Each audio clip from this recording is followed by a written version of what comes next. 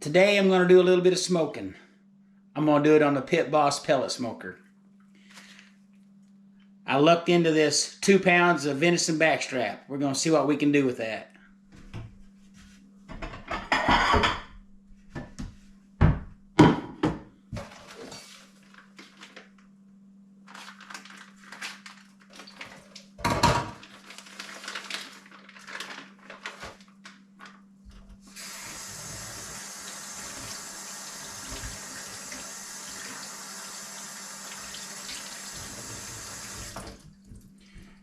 That's quite a chunk of meat.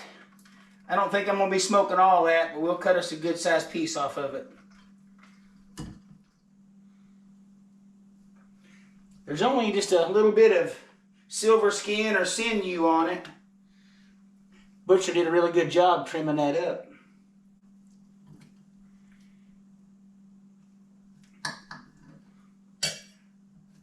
I got the thickest portion right here. That may be 7 inches long. That's what I'm going to put on the smoker today. The rest of it I'll just butterfly it out and cook it in that cast iron skillet in the bacon grease. I'm going to take this backstrap and try to butterfly it without cutting all the way through it.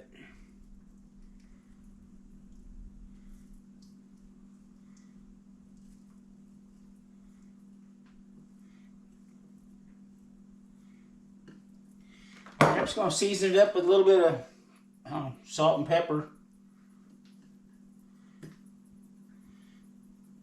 Maybe some garlic powder. Sounds pretty good.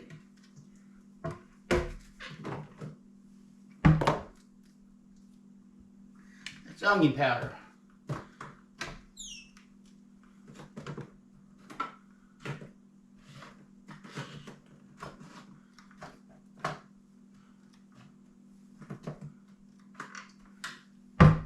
I'm not seeing any garlic powder, so guess we're going to go with onion powder. I'll do both sides of it. Pretty heavy. A little bit of black pepper.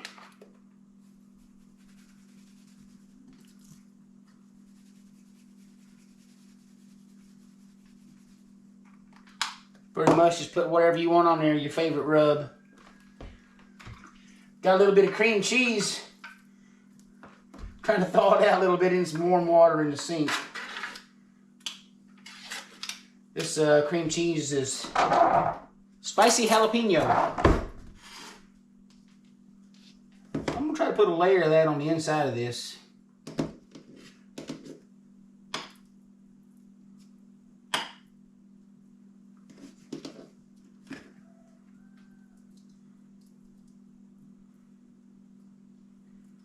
A lot of it's going to run out of there, so I'm going to put it on really thick.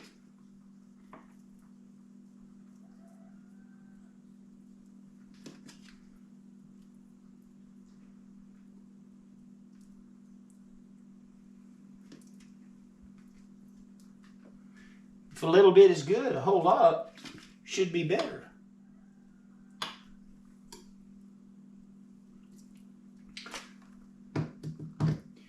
All right, let's fold this backstrap back over.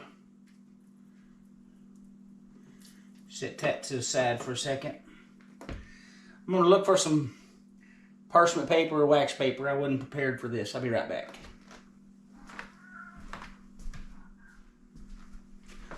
All I got is aluminum foil, so that's what we're going to use today.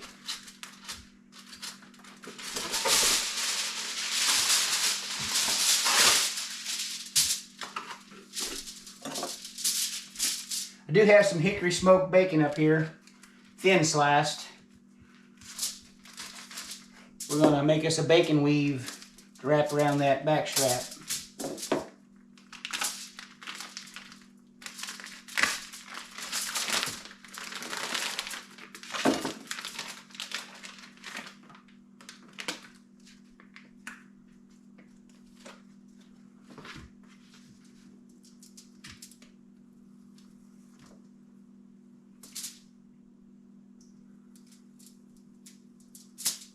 I'm going to lay out several strips this direction.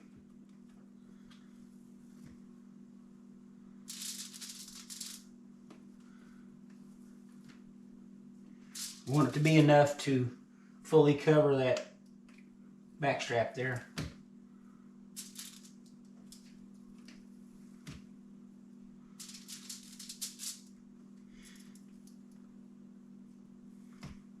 That's probably enough. I hope it is, because I'm about to run out of bacon. I don't know if you can see on there. Maybe I'll try to move that camera and get a better view of this. Hopefully that's a little bit better view of what I'm going to attempt to do here. I'm going to take every other piece of bacon, fold it back halfway over itself.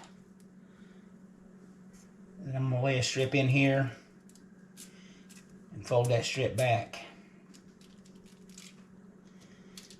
Then I'm going to fold the opposite, the other bacon in between those, back.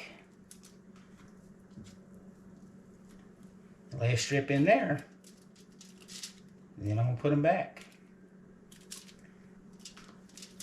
And those 3 slices that I originally folded, we're going to do that again. See if we can do this without running out of bacon. And put them back down. I'm going to do the same thing on this side, and then I'll turn the camera back on. Well, I didn't turn that camera off like I said. Got a lot of bacon grease on my hands.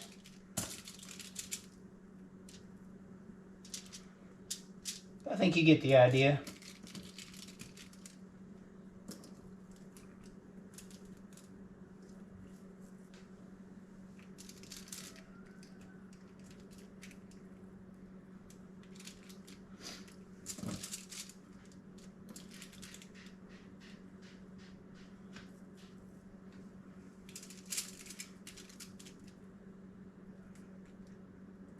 That used them up almost every bit of that bacon.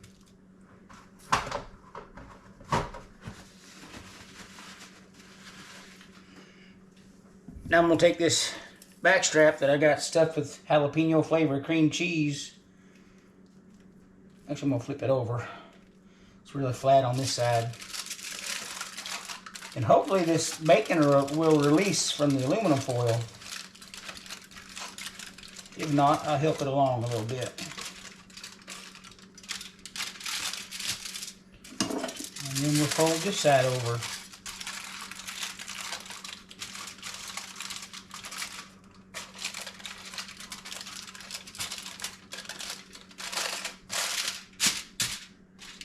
So that's the bottom.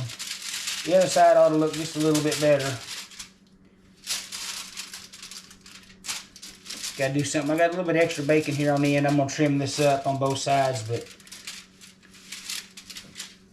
there's my bacon weaved jalapeno cream cheese stuffed venison backstrap. So I turned the pellet smoker on just a little bit ago, kind of just preheating it, set at 300 degrees. We grab that backstrap, we'll throw her on there.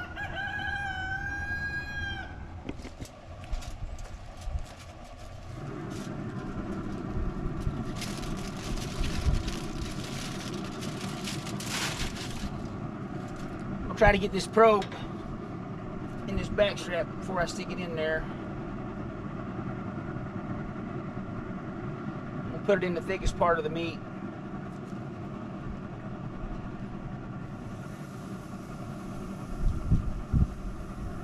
So I've got it on 300 degrees just to get it warmed up. I'm going to turn it over to the smoke setting and let her sit there for a couple hours. Then I'll come back and bump that temp up to 225 or 250, something like that. We'll see y'all in a little while.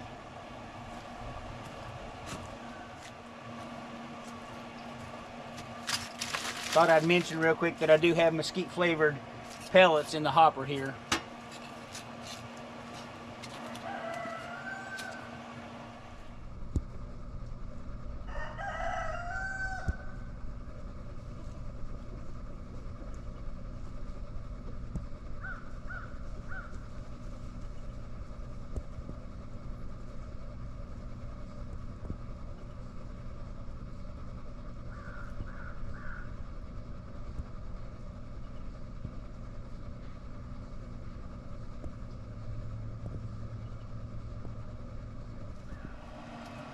So the pellet grill has been on the smoke setting for about 2 hours.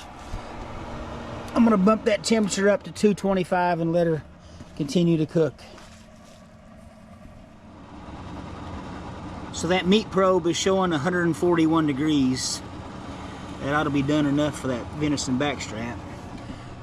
I hate to lift this lid open, but I'm gonna take a look at that bacon.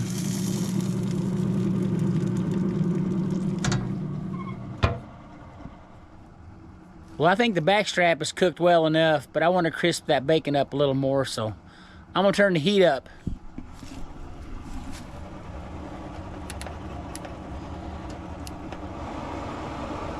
Got it set on 400 degrees. Let's give it a few minutes and we'll take another look at it.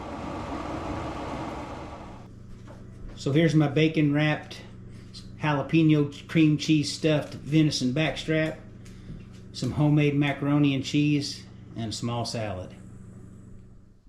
I appreciate y'all watching this afternoon, and I'll catch you next time here at Diddle Do Homestead. Have a good evening, everybody.